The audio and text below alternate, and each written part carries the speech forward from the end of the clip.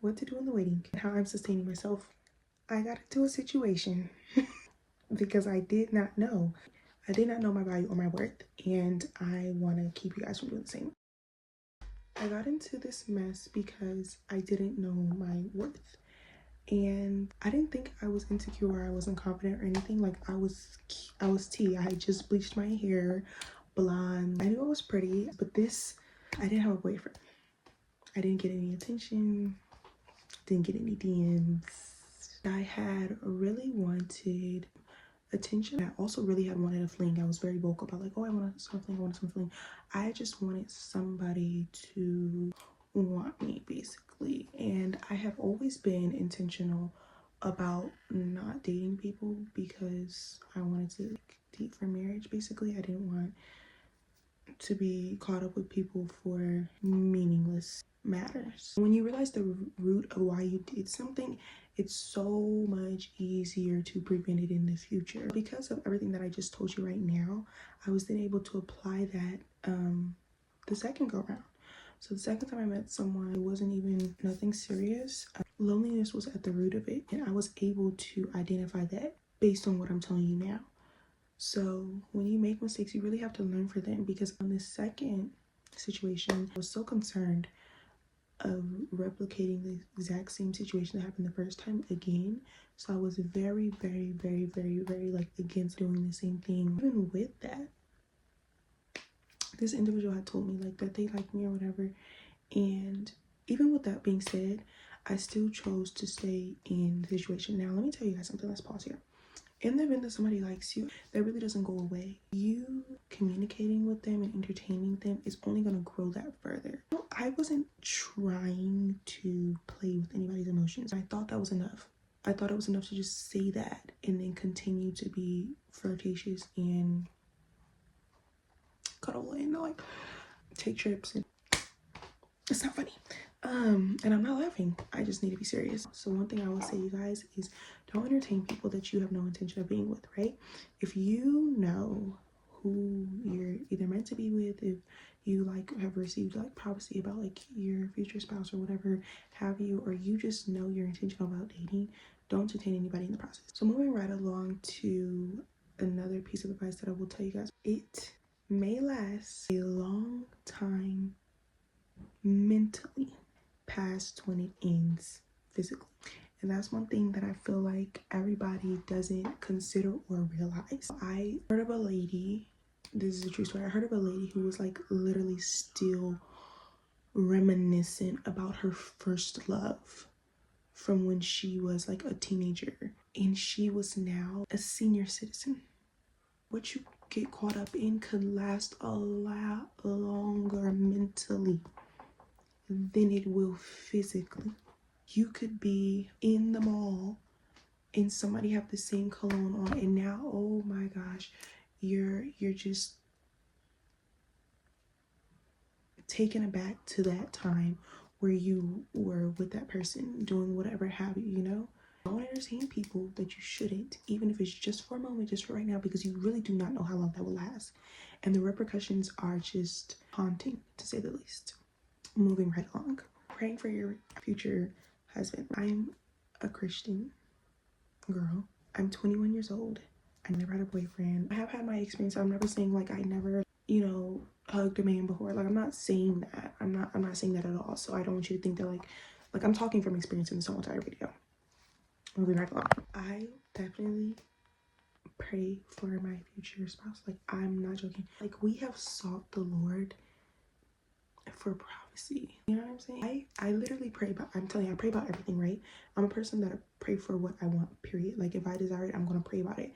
I'm also gonna always pray, Lord, block it if it's not for me, all those things. But I'm telling you, I pray for what I want. And I was collecting relationship advice, which is something that I recommend doing. Collect relationship advice from people in successful relationships. So I asked this woman, this was about 2 or 3 years ago, before she left my church, I had asked her like, hey, what relationship like advice do you have or whatever. And she told me, she was like, make a list. And she was like, I wrote everything down that I wanted. Like I wanted him to be dark skin, tall, like things. And I know it might sound like cliche or something, but like if those are things that you want, then those are things that you want. I'm telling you, I genuinely pray. If the Bible says make your request made known before the Lord, then the Bible means make your request made known before the Lord. Of course, his will is going to be established. And that's why I pray, Lord, this is what I want. There's a lot of things that I want and I pray about them. I pray about it. I'm telling you guys what I do while I'm in this waiting. You know, this is what I do. I'm praying, right? And pause for a second, because one thing that I heard recently was that God does not want you just waiting for a man. He wants you walking beside him, beside God. So not, and I think that's a misconception that I've had up to this point, that like, oh, I'm just waiting. And something else that I heard today was that this period isn't you just supposed to be like sitting still waiting. Like, you're supposed to be accomplishing things in this time period. And I'm gonna get back to my point, but my pastor had also told me, like, you know, one day, like, you're gonna move, like, he said one day you're gonna fall in love and you're gonna have kids and like you're gonna have da-da-da-da, and you don't want to look up one day and have done all that and have done nothing for yourself. And that kind of really kind of like snapped me out of it, because I was like, no, you're right. Like, what about me? What do I want? And you know, discerning what that is and kind of figuring that out is definitely something to do while you're without a spouse, I would say. I don't even want to keep talking about like waiting, because yes, it is a wait, but like when you're standing in line and you're waiting at In-N-Out, you're not doing anything. You're literally just waiting. But if I want to see a movie that comes out next year, I'm not just sitting at the theater line every day until it comes out. You know what I'm saying? Like, I'm living my life until that thing happens. Yes, I'm in anticipation of it. Yes, I plan on it happening. Yes, I'm excited about it, but I'm gonna live my life in the in-between. Do you know what I'm saying? So you're in the in-between. Like, oh, praying for like what you want. Definitely do that. I'm moving right along. I'm not talking about what I read. I'm talking about what I experienced. So anyhow, run away from it. So this is really just like a tea. Like, I'm trying to touch on like everything that I personally have experienced and overcome. And so yeah, so marriages, right, is kind of, I want to say it's kind of where it started, but that gateways into so many other things. You're gonna be scrolling, there's gonna be other things popping up in your eyes, there's gonna be other desires. I'm telling you that when you unleash it, it's wild. And those things got down in me. Not only was it addicting, yes, it was addicting. I don't want to say that lightly. I'm being very literal when I say that. But it also led me into other, coming out of it, I now was dealing with same-sex attraction, which was not a thing before. So be careful what you're doing, because you're going to open up yourself to more and more and more, to more things. Then now you have to be delivered from. The next thing I want to talk about is boundaries, okay? That's the thing. Next thing I want to talk about is boundaries. So boundaries. I'm reading a book called Good Boundaries and Goodbyes. If I can find it, let me find it. This is the book. I'm not really going to be talking about the book, but I'm just going to tell you. I'm reading the book. So I'm trying to get better at this. We went out, and then kind of like invited me back to his place, and I went. We left like the little, like, I'm not going to say where we went, for just for the sake of this first time of me putting this on the internet. I'm trying to like remember what I was feeling in this moment. I'm telling you guys, like, I was shell shocked. I've never been in a situation like this before. So he was kind of like putting on a move. I need to collect myself, and I have to come back on camera because I didn't make any notes. I'm telling this off the top of my head. So like, I'm trying, and this was a year and a half ago. Okay. It's so weird to talk about this on the internet. I see other people do it, but like, I don't do this. So it's just a little weird and just a little bit uncomfortable, but I do have to think about the audience that might see this and how it can be beneficial. We're waiting on the food, and he's sitting on the bed, and it's like, oh, you're not gonna get on the bed too? Because like, I'm on the bed, why are you not on the bed? And I was like, nah. There was no other chairs in the room. You like, y'all know me, I'm like, I'll sit on the floor. I've slept, like, I'm not playing no games. Rest of the clip got deleted, but basically what I was trying to say is that when I've gone on other trips before, like I have like slept in the closet because like the AC was too cold, or I've like slept on the floor because one of my friends have the bed, or like if don't feel comfortable sleeping somewhere, like I will just sleep somewhere else. So it was should have been nothing for me to just not get on that bed, but unfortunately I did anyway. And the reason being was because there was laundry in the other chair that was in the room, and I honestly would say curiosity really just killed the cat at the end of the day. Like I can't really make too many excuses. I could have sat on the floor, but I didn't. Please stay away from apartments, cars. I'm telling you guys, that is the first boundary. I know it took a long time for me to get that out. Even if it's in public, just because something, you might have that rule in mind of like, okay, we're just gonna do everything we're gonna do is in public, right? People might still try you in public. So I would definitely say set your boundaries early. I didn't do that. I flirted, batted my eyelashes, sparking my lips. It was pretty on FaceTime. I did all of that. And then in person, I expected something different. Like, I don't want you making jokes like, oh, like making sexual jokes with people and then thinking when y'all meet up, it's not gonna be that. Like, I'm telling you guys, set your boundaries early. So for me, I didn't do that. Well, I did actually. It was kind of a gap. So we kind of met in person, and then we didn't live in the same state, so it was just kind of like a communication. And then when we got back together in person, it really is a whole story time. Like, I wish I could tell it all, but I really can't. I'm trying not to give you guys too much advice because I don't want to like steer you in the wrong direction. But so in the beginning, I did say like, oh, like, can you please not touch me? I don't want you touching me. But then the time after that, basically a lot transpired between me first meeting you, of course saying don't touch me, till now me wanting to be touched. But so, and that's the thing, me wanting to be but not expecting to be in this manner and in every manner, you know. And so people will take advantage of you if you let them.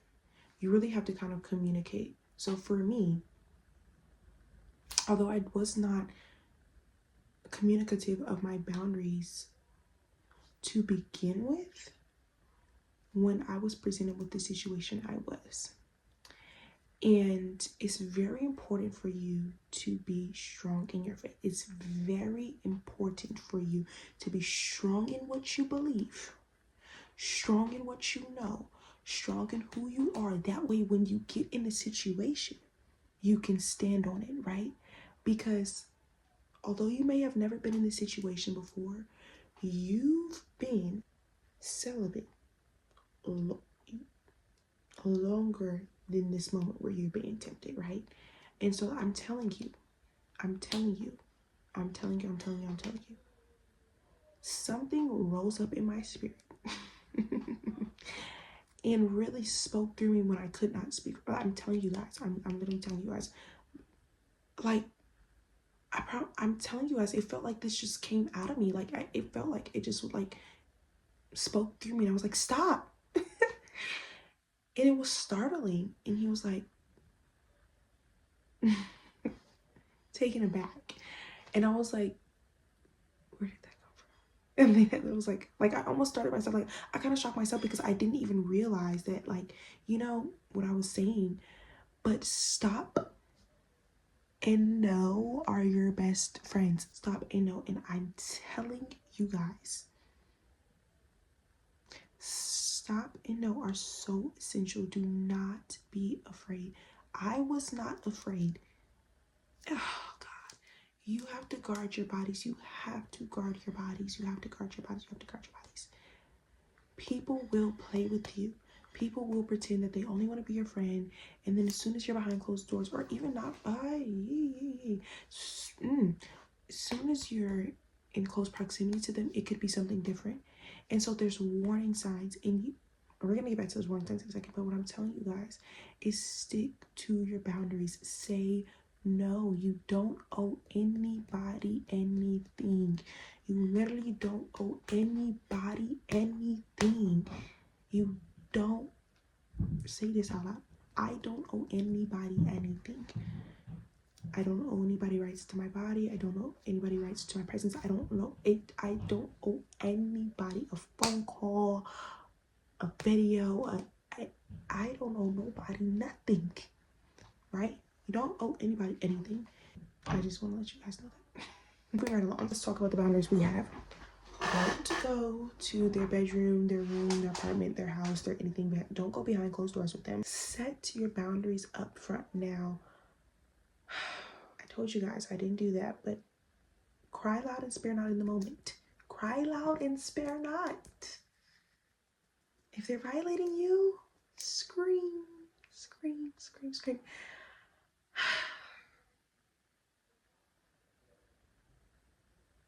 A man literally tried to. I'm not joking. I was like, stop. Don't even go on any dates at night. And I know not going on dates at night might not be feasible for you, but if you can, don't do it. Don't do it. Don't do it. Don't do it. Don't do it. Don't do it. Don't do it. Don't do it. And let me tell you something. I had a particular individual had a car with a very distinct scent.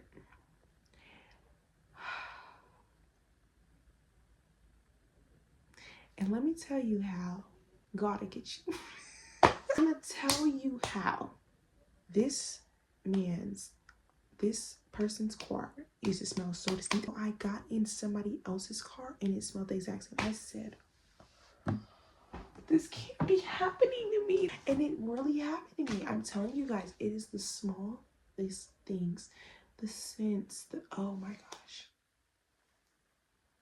I'm telling you guys. So not only the scents, but the physical, I literally could feel the sensation. I feel like I'm talking too loud. I literally could feel the sensation of this man's hands on me well after the fact. I know it to be true. So you don't expect to be in church having flashbacks. You don't expect to be, you just don't expect it. It could be a flashback of anything. Yeah, you're caught off guard. And it's not fair to you. It's not fair to you that on a random Tuesday night, you're thinking about somebody who manipulates you. Don't expect that. You just don't. Going back to the boundaries thing. I just watched a show on Netflix. In the show, the boy was like, oh, I just want to know what your boundaries are, basically, is what he was asking her. That's always a red flag. That is always a red flag, okay? A man who's really after God and not your purity, you know what I'm saying? If he's not lusting after you or something, that shouldn't be a question. A man literally asked me, like, can we shower together? Now let me tell you guys, it's never a friendship if they want you. It's not a friendship. People will let you know who they are. You have to take it for what it is, and you have to run away. You really do have to run away, because if somebody sat in your face and says, hey, I just want how much can we do without you, or how what's your boundaries? What are you talking about? We read the same Bible. We read the same. We're both Christian. ChatGPT told me the other day, you don't want somebody who's just believing in God. You want somebody who's walking in obedience. Okay? Okay. When somebody shows you who they are, run away. Run away. Warning signs will come up. Warning signs will come up. A thought in your mind is a seed. A thought in your mind is a seed. I'm writing about you. I'm journaling about you. Thinking about you. I'm consumed with you, baby. And you really think that you're going to be able to stand on business? It is nothing but the grace of God that kept me. I remember getting back home. Thanking God, like, Lord, you kept me. Nothing but the grace of God. Nothing but the grace of God that kept. But I suffered other losses. When somebody shows you who they are, believe them. I literally communicate back and forth with this man. It was completely delusional. But I didn't think it would get to that point. I didn't think it would get to as far as it would. You don't expect things to turn out bad. But consider if somebody falls in love with you.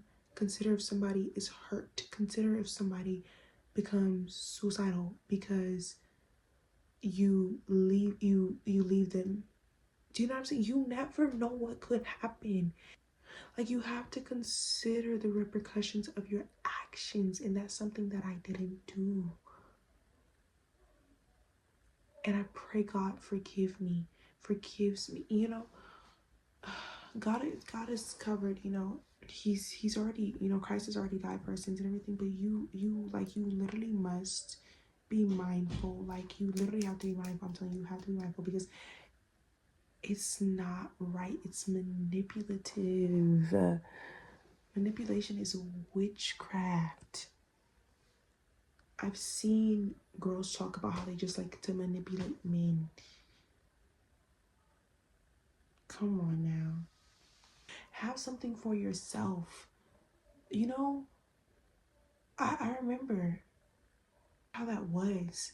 Don't go to these people's houses. You're not strong enough. I looked back and wondered, how in the world did I let somebody? What else did I want to talk about? Experiences that I have. Of course, I did tell you guys experiences that I have, but I wanted to kind of tell you kind of more in depth, but out of, you know, privacy, I can't do that. But there are just a lot more tips that I wanted to give you guys, but I've been talking for so long, but I hope that you guys are able to get something from this video and not make the same mistakes as me. In Jesus' name I pray, amen. You know, I've been in this waiting process. It has not been easy, but I want you to know that it's possible. Bye. I don't want to let y'all go, but I got to, because I'll talk all night.